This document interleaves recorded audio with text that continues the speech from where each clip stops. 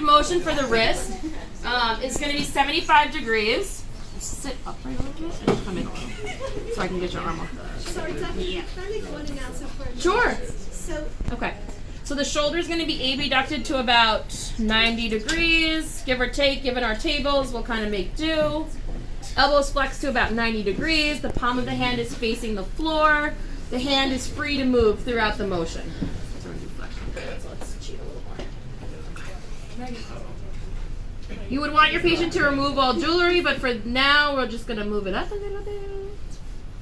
As far as your selection of the goniometer to use, I would suggest using a small goni, small joint, small wrist. I'm going to use this one just because it's one of the ones that I grabbed. You guys could definitely use the half moon.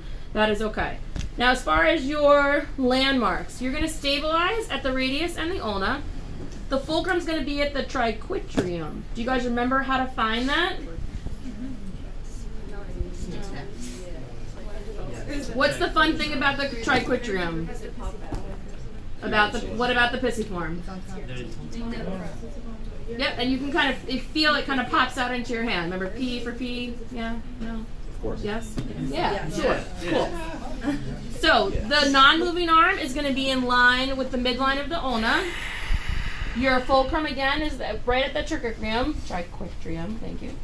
The moving arm is in line with the fifth.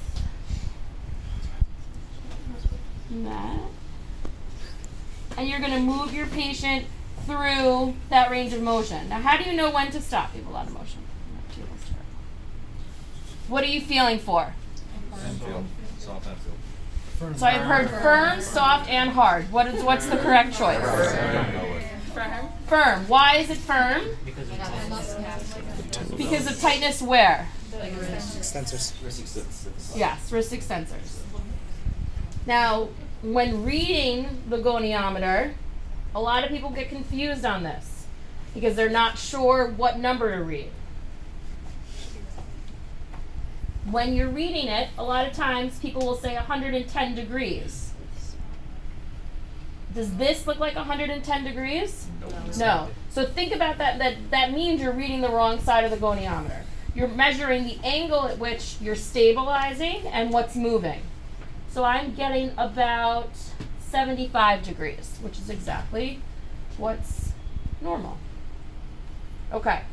Now for extension. Wait, so having less would be a larger number? Having less would be a larger number. Yes. Well, not even less. I mean more. So this is more. No, yeah, but that's more flexion. If someone's limited, they can only go to here. Yes. Like, are you measuring? Correct. Yes. So if somebody, say we were stuck here, then I'm getting only like 40 degrees of wrist flexion. Sorry. So this is 180 degrees. So this is completely straight. So if she gets here, that's 90, and I'm saying that we were a little bit less. Not the visible motion. For this angle. You're measuring this.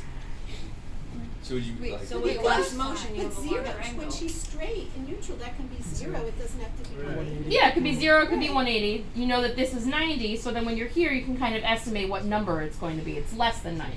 You're measuring the angle on top, not the angle underneath her. There's no angle on, what do you mean angle on top? She's on the side. Like, You're not, this is not what you're measuring. We'll do this later. No, she assumed the bigger angle on top. It's